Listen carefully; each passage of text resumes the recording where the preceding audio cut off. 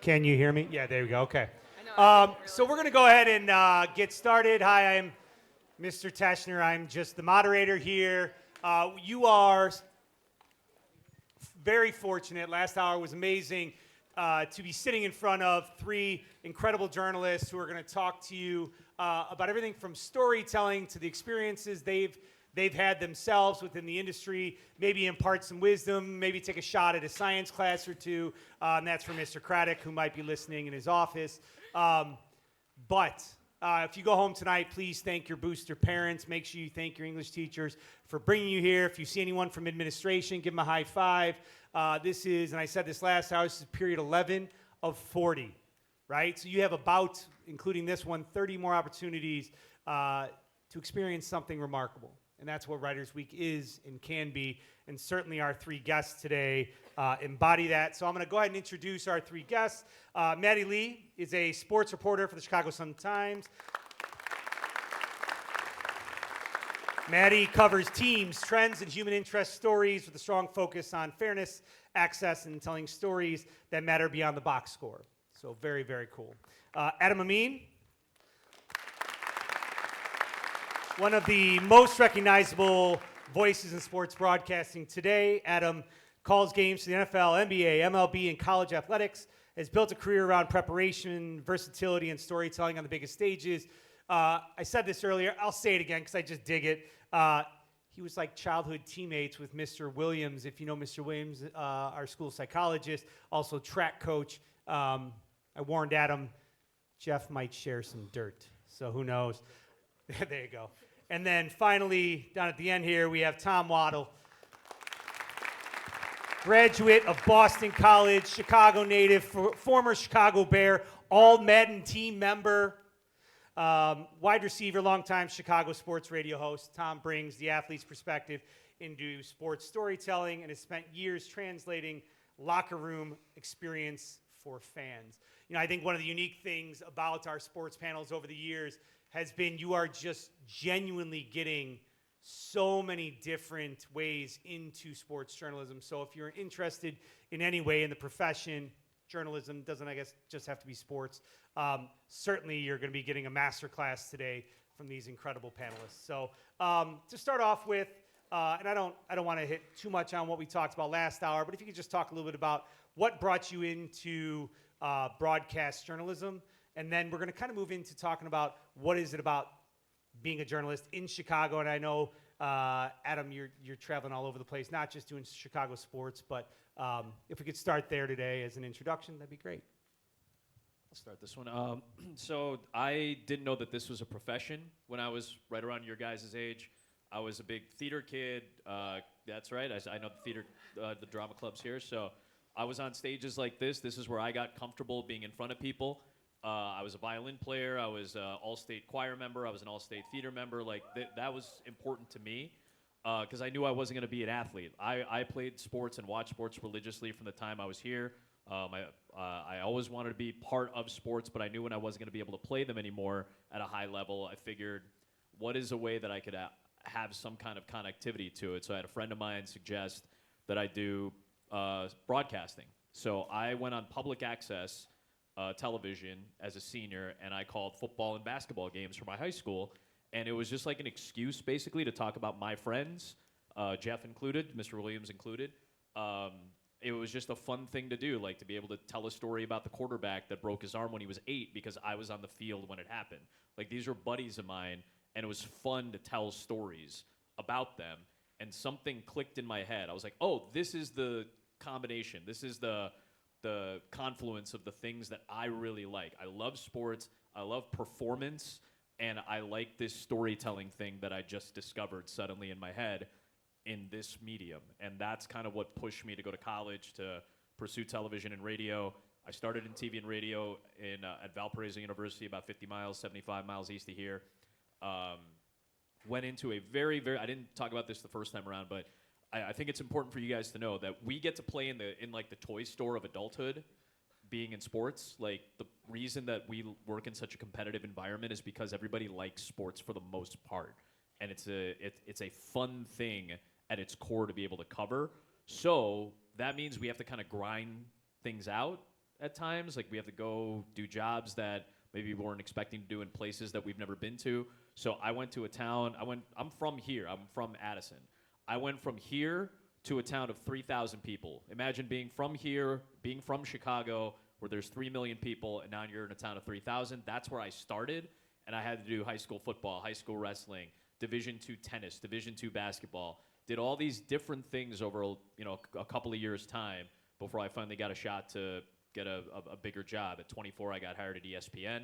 I was there for 9 years. 6 years ago, I got hired by the Chicago Bulls and by Fox Sports, so that's my current job.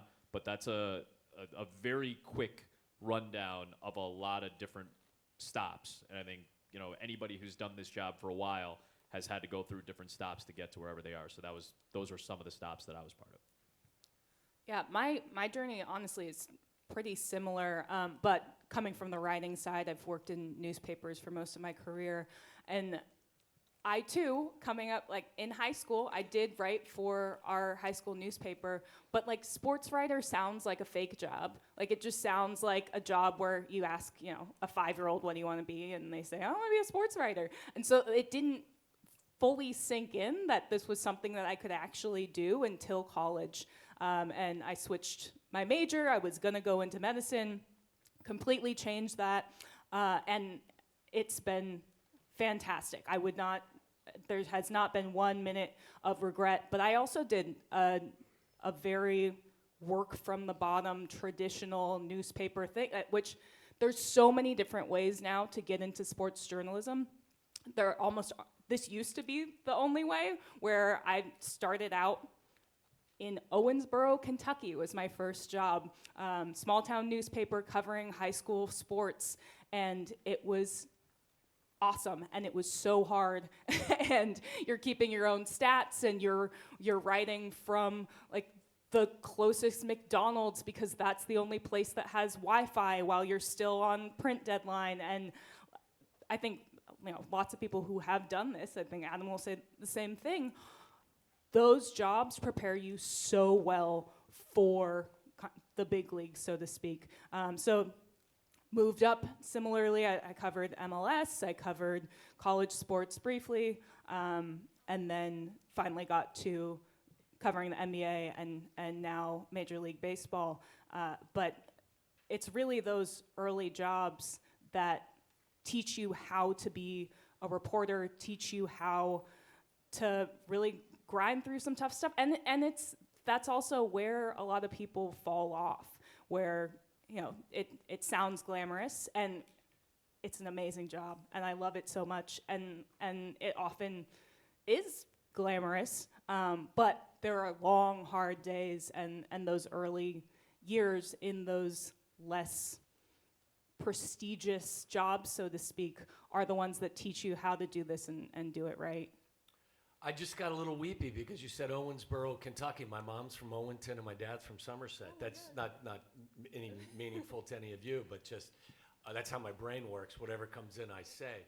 I would guess the black sheep of the group up here. I took a different path. I went to Boston College and I have a finance degree. I got into the industry because I had a career in the NFL, and fortunately for me, I was exposed to the medium early on.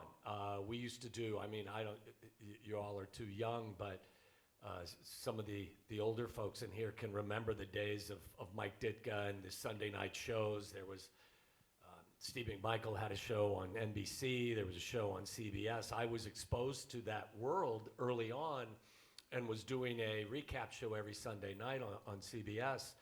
And then as my football career kind of continued, I was doing a once-a-week radio show from Michael Jordan's restaurant on it was either Monday or Tuesday nights with Dave Ennett, who's kind of a titan in the industry here in Chicago. And what I found was, with no background in any of radio or television or any of it, was something that I was drawn to.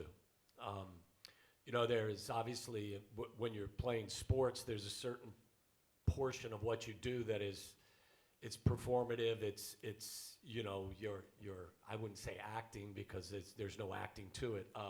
But you're a performer, and I think when you leave the the sport, there's a void that exists there, and where is that adrenaline rush going to come from, and where's your identities going to ultimately be developed? And having been exposed to the radio and television industry while I was playing, I was kind of drawn to it. I mean, I had an opportunity to go back east and get involved in the financial industry, but I wanted to kind of, because I did enjoy the opportunities I was given, I wanted to try to create a career. So I kind of went full speed ahead, and knowing that I was being given an opportunity that maybe Maddie and Adam hadn't been given early on, I respected that, and I respected the fact that I was probably being placed ahead of others who had done the dirty work. So I kind of, with that in mind, was very respectful of the opportunities I was given.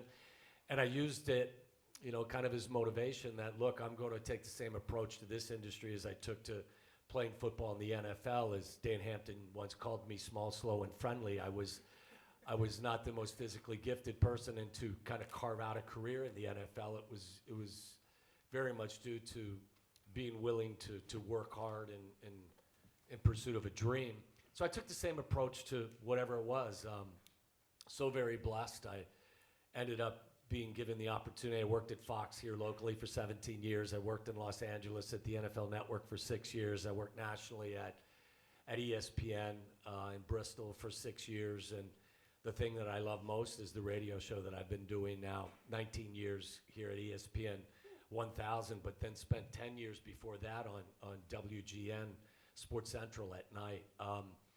I have found that this industry gives me that adrenaline rush, and it's the closest thing that I could have ever kind of hoped for that would mimic in some small way the rush and excitement that I experienced, having the athletic career that I did. So it's something that I thoroughly have enjoyed. The relationship, the communication part of it, just all of it, being able to stay involved in sports. And it's something I don't take for granted. I work hard at it every day. And fortunately, I get to do it in a town like Chicago. So it's just been a blessing, really has. Come in contact with so many great people, and hopefully I'll continue to do this for as long as the different places that I work will have me, which who knows these days. So much of what we've talked about the last two periods has been storytelling. And I was starting to think, Adam, for you, it's got to be unique, right? Because you're calling a live game, right? And ultimately, how do you balance facts, emotion, and storytelling in real time? And then I think this then applies both to Maddie and Tom in your roles as well as journalists. So if you don't mind starting us off there, Adam, and then we'll pass it down. These are the unique things just with the three of us. So I document the game as it happens. My job is a play-by-play announcer. I have a color analyst who's typically a former player or coach that's next to me, and we combine to document a game. Generally, my job is the who and the what. As a play-by-play announcer, I tell you who's doing something and what are they doing. The analyst's job in general is to tell you how they're doing it and maybe why they're doing it. And I think great broadcasts with great partners blur those lines a little bit going into each other's territory, and it's supposed to be smooth and functional and easy to listen to, and hopefully you have a good time listening to it. But we document the game. Maddie is observing the entirety of the game and then documenting it for print, and to be able to contextualize it in a story that you're going to read the next day or maybe later that day. And then Tommy, the next day, is going to really give like a big picture perspective. And I think it's a unique thing that we get to do in our different mediums. Mine on television, Maddie in print, and Tommy on the radio. Like, we get to expand on certain things. So that's, if we might all be looking at the same game. I might be covering a Cubs game, calling it. Maddie's going to write about it. Tommy's going to talk about the team the next day. And the biggest thing that we do is, again, those same elements that are going to apply to you for pretty much any profession, but certainly in any type of journalism, is the who, what, how, why, and then maybe to give a sense of place, where is this taking place as well. And that's the general idea for me. We come in trying to have as much information as humanly possible on anybody that's participating, trying to give history of the teams that are involved in that particular game, and trying to weave those in between what is the most important thing, and that's documenting the game itself. Like, this pitch matters, this play matters, this shot matters, this next snap matters, this shootout matters, whatever it is, we're trying to give you why that's important, why you should care about maybe teams that you haven't seen or players that you haven't seen before. But my main job is to document the game and give you as much information, entertainment, and palatability as I can give you for the 2 to 4 hours that you're going to be listening to me and my broadcast partner. My whole job is to inform you, give you some semblance of entertainment so you feel, like you're having a good time, and to be palatable so you can stand listening to us for, 3 hours. You might not be able to stand listening to me for 45 seconds now. So hopefully, I do a good enough job to where we document the game in a fashion that's comfortable to you, and then I think the next step is what you're going to read about. Yeah, I think that's a fascinating and very true way to set it up, because I then come into my job assuming you have watched the game. And that didn't used to always be true, right? Like in the past, it was the newspaper's job to tell you what happened. But now, most people who are reading the newspaper the next day already watched the game last night, or at least went over the highlights, at least at the bare minimum know the score. So my job then becomes to boil down, to take this thing as a whole and say, okay, what's the most important thing that we got out of this? And in baseball, it's 162 regular season games. A random game between the Cubs and the Rockies in May, on the face of it, doesn't sound very important. But if I can either zoom in on one play or one player and why that matters in the context of his development or the season or in May, probably not the standings, but later on in the season, the standings, or if I can zoom out and give some big picture context and be able to tie that game into something larger, then that's worth reading the next day, even if you already listened to Adam and all the great insight that he had during the broadcast. For me, I think it's a matter of what role I'm being asked to play at that particular time. If you're doing a pregame show and you're trying to kind of project the best way the Bears will attack the Packers or how you expect the Packers to respond to what the Bears are trying to do defensively, I think there's some X's and O's, and what you want to do is you want to try and speak to people in a way that's not condescending and it is not arrogant, which sometimes it's difficult. The presentation is really how you present your points, I think, are very important. And sometimes I'll watch people and I'll be like, well, that was a pretty arrogant presentation. But I know that the person wasn't trying to be arrogant. It's just they didn't understand or know how to present their thoughts to you. So there is kind of a massaging that has to take place there. So you have to be informative, and that's why you're there. You have to explain what this coverage means and what the offense is trying to do without speaking in a language that most people don't understand. So there is a different element that goes into being an analyst. The following morning as a radio, or the afternoon as a radio host, it's more about entertainment. You don't lose sight of factually describing what you saw or interpreting what you saw, but at the same time, you've got to do it in a way that is somewhat entertaining. And I think along the way, I think what's really important, and we've talked about this a little bit earlier today, is one of the things that is really important to me is that you constantly remember that I'm not the story. We're not the story. What we do is report on the successes, or in some cases, the failures of the athletes, regardless of sport. We try to bring some color and some light into what has transpired. And I think that the broadcasters and the journalists, and in my experience, the ones that I gravitate towards are the ones that don't take themselves too seriously and don't believe that they're the story, because you can sniff that out very quickly. And I think it's a really important element, something that somebody taught me a long time ago. Look, what you're doing is actually addressing some of the things that transpired that other people did or didn't do. And I think for me, it's a core foundation of constantly reminding myself, hey, buddy, you're not the story here. You're the conduit between what transpired yesterday and the people that are in their cars listening to the radio or at home watching their televisions. And I think if I could speak to young broadcasters, I would tell you that. And I think for me, it resonates because I've been on both sides of it, and like as an athlete, I know who knows what they're talking about, and I don't want to be talked down to. I don't want to be, I want the person that's bringing me the story to understand that they're part of the conversation, but it's not fully about you. And I think that those, I know that these two don't treat it, they treat it that way, that the story is not about them, and I think that's why what they do is so appealing. I think there's like a remarkable professionalism that we're talking about here, and it got me thinking about preparation, right? Because from a outsider's view, sports journalists, you have access, you're going to games, you're traveling, there are these big moments you get to be a part of. It looks, so glamorous, it looks so great. Can you talk to us a little bit about like the preparation that goes in behind the scenes for a game that you're covering, maybe a show that you're hosting?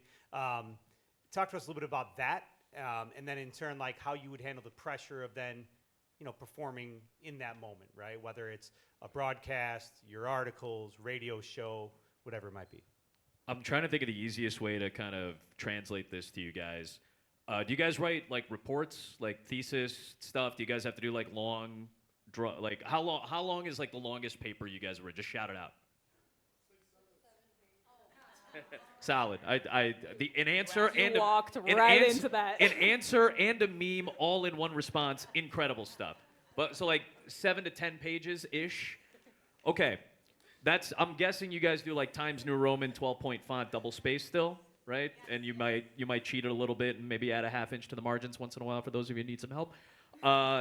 Every week when I do an NFL game, I cover NFL for Fox Sports, and every week if you were to take every bit of information that I write or type out from the start of the week on Monday until Saturday night at 2 a.m. when I'm finishing my notes before a 1 o'clock Sunday game, if you were to take all of that information, put it into a Word document, double space it, Times New Roman it, 12-point fonted, that is a 60-page research paper I have to write every single week. And that is just so I go into a game on Sunday with complete comfort and confidence that I know everything I need to know.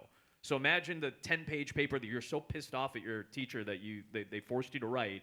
Write 6 of those every week for 5 months, and then come back to me and tell me if you still want to do this. And if you do, then this is the profession for you. It's the information overload that I have to take in covering an NFL game.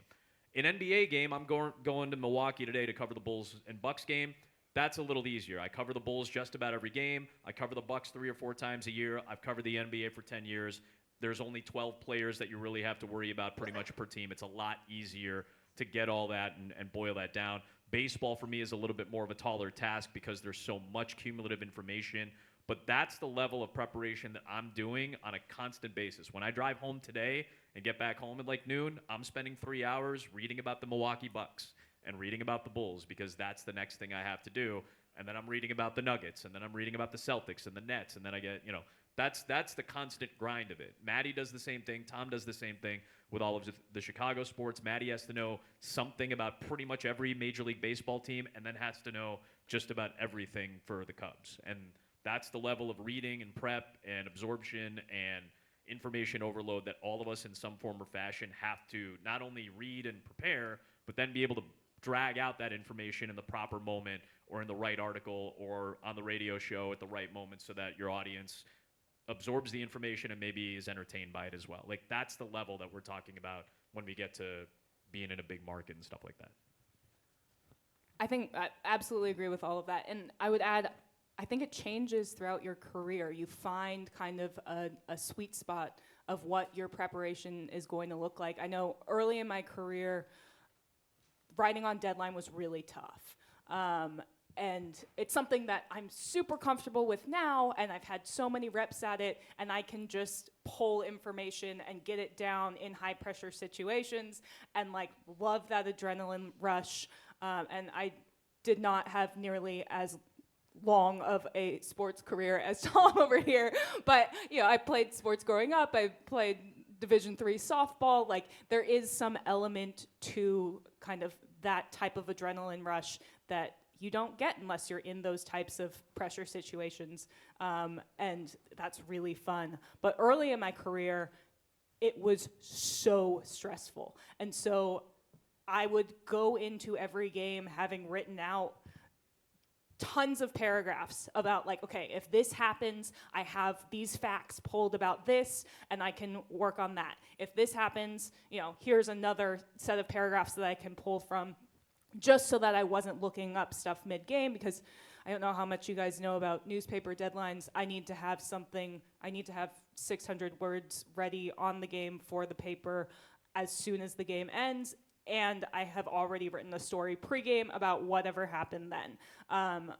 Now, I don't do those pre-written paragraphs. So much more of my preparation ends up being calling people and talking to people. There's always the, talking to people in the clubhouse and or locker room, but making those extra calls, pulling someone off to the side and having an in-depth conversation that can inform. It might not even be that day's story, and honestly, it might never see the light of day. But being able to have that background information is always worth it.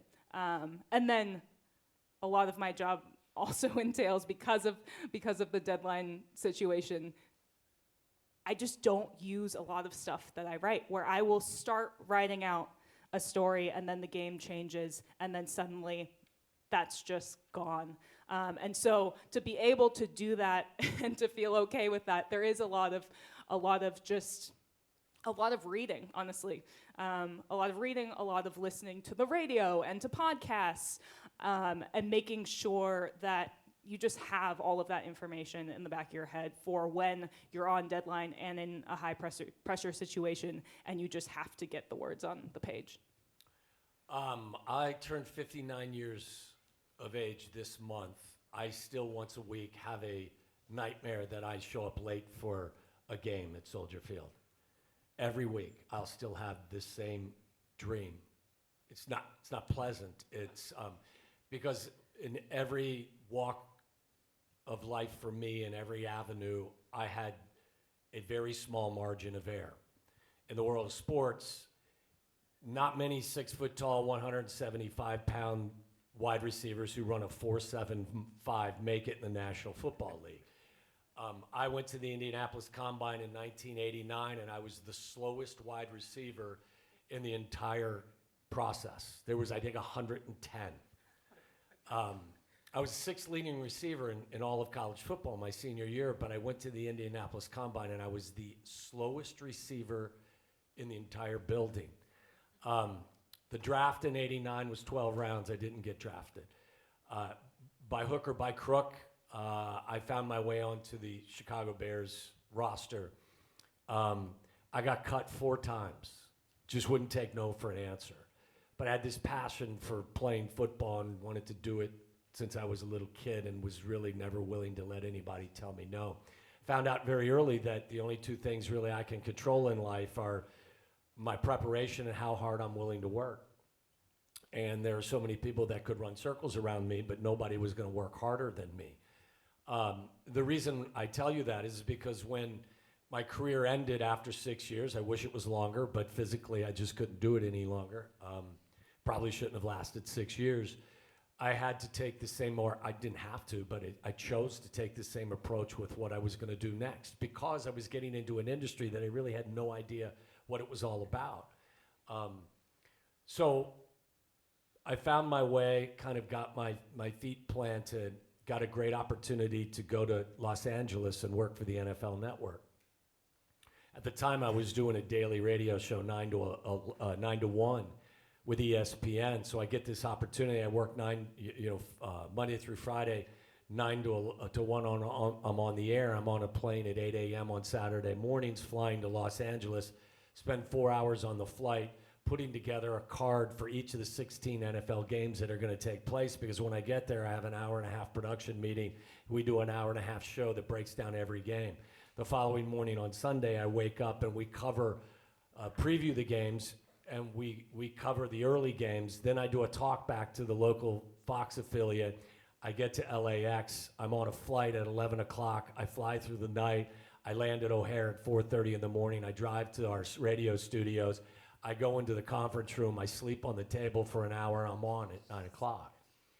That's 20 weeks a year for 6 years. And the only reason I say that is not to, to make you feel good about me or to pity me, but it was the only way I knew how to do it. And it was the only way that I thought that I was going to succeed. So I guess the moral of my story is that, there's no substitute for hard work. And I wouldn't know how to go about doing my job if I didn't have the security net or the security blanket of knowing that I've over-prepared 10x.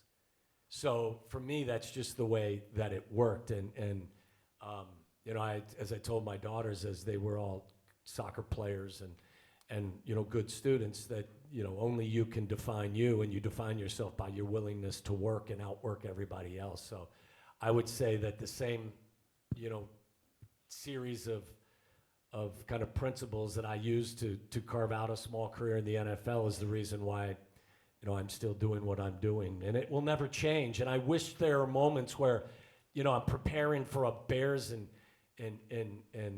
Vikings game, and it's the 10th week of the season, and it's 12 o'clock at night on a Thursday, and I'm writing a TV show, and I'm like, dude, let yourself go. Don't. But it's the only way I know how to do it. Yeah. So I'm crazy. I'm completely crazy. I think it's remarkable that you guys are getting an opportunity to hear from three tremendous professionals about that process, right? And how hard you have to work to accomplish those things. They're going to make you great, right? They're going to put you in those positions, right? Because you probably hear that, and from teachers and your parents, and you're like, oh yeah, okay, sure. Well, there you go. I mean, you talk about the work that goes into it. One of the things that I think that then piggybacks onto, and you have tremendous access to athletes and famous people that most people revere, right? But then it just got me thinking. I was kind of jotting it down, how do you balance the honesty with respect, especially when covering difficult topics like injuries, controversy, and criticism? You prepare yourself in such a way that you're ready to have these conversations, but then in turn, you got to use it to continue to tell the story that you've been telling. So if you could address that idea of balancing honesty as you get to know these athletes, respect, I'd ask Tommy actually, because you made a good point about you've seen it from both sides of it, being an athlete, being covered by media, and then being a part of the media who covers and at times has to criticize athletes. And all three of us do it, and it's not the easiest thing in the world to do, but there's a way to go about it that I think is a respectful way to go about it. Yeah, the landscape's changed. I mean, with social media and other things, there's different avenues for people to say horrible and hurtful things. We had a relationship. I go back to the late 90s, late 80s, early 90s, and there just was a relationship between players and the media that was different. I'm not saying that we were all going out to dinner. My father-in-law played for the Boston Patriots for 10 years, way back, and he used to go to dinner with Will McDonough once a week, and Will was working for the Boston Globe and one of the most famous sports writers in the Northeast. They just had that was the relationship, and I don't know if you guys have that relationship with any of the players, not to that extent, but we did have a kind of a different relationship, and I always respected, whether it was Dan Pompei or Don Pearson or whoever it was, that look, there are going to be moments where I don't succeed. I'm going to drop a pass. Didn't happen very often, but I'm going to drop a pass on 3rd and 6, and it's a fair question. But I always felt that if you were constructively critical, I'm totally cool with that. It's when it crosses the line and gets into the personal arena where I just don't have time for it. I didn't appreciate it as a player, and it's something, when I decided to do this full time, it was really one of the fundamental things I said to myself. And in radio, you got to check yourself every now and again, because you do find yourself just veering into different lanes. But I always said, I will try my best, and my intention is to never be personally critical of any athlete. I can be constructively critical, and I'm not going to say anything on the radio or on television that I wouldn't say to this person when I was in their presence. And for me, I feel pretty comfortable that 99% of the time I've been able to do it. It's probably the thing I'm most proud of is that I can be critical, and I'm comfortable being critical without being personal. Yeah. And I think it's, but there is, I think that line unfortunately has been blurred way too much these days. I would say that's the biggest thing for me is like I will never make it personal about anybody. I will never say like this person. It's very easy as a fan to watch a game, sit on your couch, you're sitting with your parents, your friends, your girlfriend or boyfriend or something, and a player drops a pass or misses a shot or whatever happens. You go, God, that guy sucks. Yeah. It's very easy to just blurt that out, and that's okay. That's a fan's natural, in the moment reaction to something. Well, this person sucks. That guy sucks. That girl sucks. Whatever it is, I can't do that as a broadcaster, as somebody who covers this, and nor would I want to. That's not the type of person that I'd like to be. I want to be somebody that roots for people. I want to be somebody that wants to see people succeed. And I know that athletes want nothing more than to succeed. All any athlete wants is to do well and win. And that's all they want to do. And if I have done my preparation, and if I have covered a team, if I've been around people, if my knowledge is to where I want it to be, then I know that this person has a standard that they have set for themselves based on what they've said, what I've noticed, what I've observed, and what I've read, and what I've prepared in terms of like their statistical background or whatever it may be.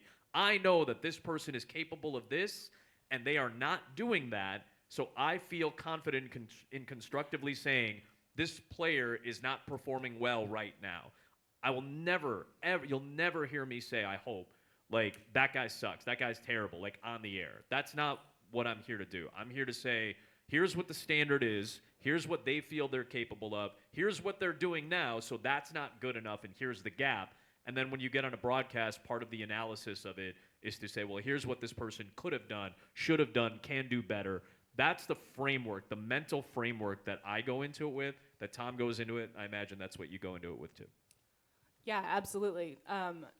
Keeping it not personal is huge. I think on the flip side, for me, I also try to come into every conversation with a player very directly.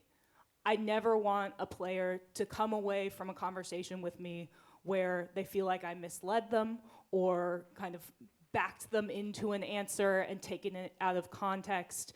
If I am writing something critical, I want my questions to be as direct and as reflective of what I'm writing as possible. And I will have conversations where I'm saying like, hey, this is what I'm taking from this. What am I missing? Does that feel accurate to you? And sometimes they'll give me context that I hadn't taken into account. And sometimes they'll be like, no, you're right. Like, I should have done that better.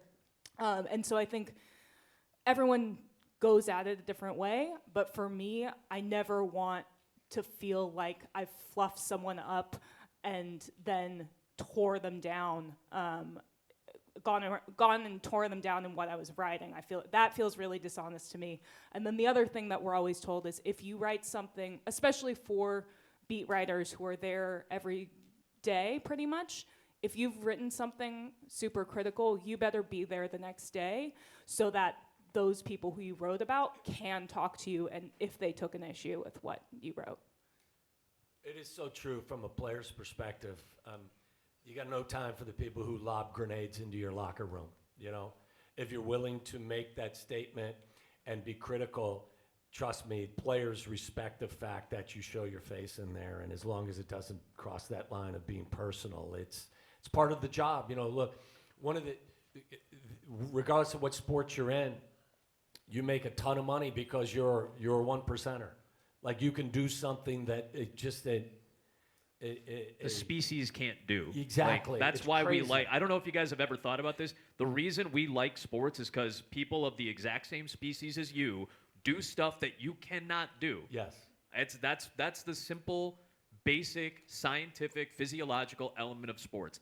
This person who was born the same way I was can hit a ball 400 feet, can dunk a ball, can throw a pass 75 yards. I can't do those things, hence why I marvel at the feats of athletes. Yeah, and what comes from that is you make a ton of money. Sure. Which You get rewarded is for understandable because there's a market for it. And that's the upside, and that's what people recognize. The downside is all of your mistakes are on stage. All of your mistakes are on national television. That's just part of And as an athlete, you have to come to terms with that. You can't be thin-skinned when somebody's critical. That, hey, why are you hitting 200 this month? You're a 295 career hitter. You know, you're getting paid $15 million a year because you're a career 295 hitter. You can't be thin-skinned about being asked about why you're hitting 200 at this point. So the upside is the financial reward. The downside is all of your mistakes are out there in the open to an audience that, for most people, that audience doesn't exist. It's just it's the human, it's the nature of the beast, so to speak. We could very easily go an entire third hour. I know we're getting close to the end here. Could we please give a massive round of applause for our amazing panelists?